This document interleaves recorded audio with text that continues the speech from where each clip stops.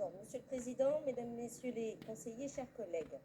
Dans 3 jours, nous commémorerons la Journée mondiale de la santé et de la sécurité au travail.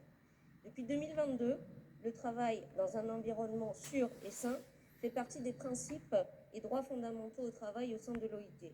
Et cela alors même que les risques liés au changement climatique et aux phénomènes météorologiques extrêmes prennent de plus en plus de place. Ce projet d'avis décortique de manière fine les impacts du changement climatique sur la santé au travail et montre comment cette situation peut non seulement créer des risques nouveaux, mais aussi accentuer des risques déjà existants et les étendre à des secteurs auparavant plus ou moins épargnés. Cet avis plaide ainsi pour une nouvelle réflexion autour de la santé au travail, qui s'inscrit dans une vision plus globale de la santé, qui ne se limite pas au seul monde du travail et qui donne une place importante à la prévention. Le groupe FO soutient cette approche, ainsi que toutes les préconisations en faveur du renforcement des moyens des acteurs de la santé au travail.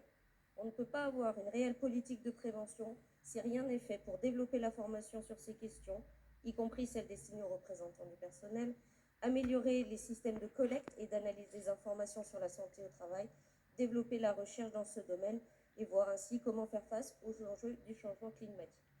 À cet égard, pourtant, le groupe FO émet quelques réserves sur la préconisation numéro 3, qui vise, et bien que cela soit indiqué sans préjudice de la négociation en cours entre les partenaires sociaux, à la création d'un fonds qui serait financé par les excédents de la branche AT-MP.